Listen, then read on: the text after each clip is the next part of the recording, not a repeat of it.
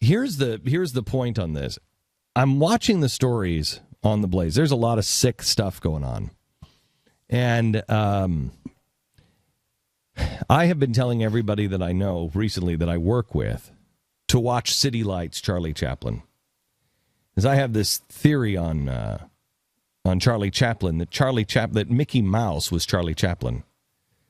I think that's the same character. The two icons of the 20th century were Charlie Chaplin and Mickey Mouse. And people still say that Charlie Chaplin was a genius. Mickey Mouse was a genius. Well, Walt Disney was a genius.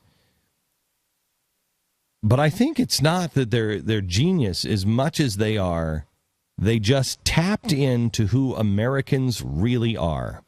And here's who Americans really are. Americans believe in the little guy. As long as the little guy is trying to do the right thing. The average person, that's why Hitchcock worked. The average person that just finds themselves in this amazing scenario and they're like, I'm just a doctor from Kansas. How did I get involved in this international intrigue? Just the little guy who finds himself in a world where everything is stacked against him and yet he wins. As I'm watching The Blaze and I'm seeing the stories that you are reading now, you have changed. You have changed. You used to be much more interested in stories of what's going on. You still are. The number 3 story, the number 4 story, 5 story, those are all about the news of the day. But almost every day, the top 1 or 2 stories is something about the little guy winning. The number 1 story right now by 3 times is the 13-year-old country singer that brought Simon Cowell to his feet. It is a story of a woman who some would call handicapped, but she didn't appear handicapped to me. She is bright, intelligent. She doesn't hide it. She doesn't care. She's not embarrassed by it, and I don't think she wants any sympathy. She's just a person that her body operates differently than everybody else, and here's who she is. And it's an amazing story, an amazing video. That's currently the number 1. The number 2 is the story I just gave you. The story of the thugs who are pinning a guy down to the ground.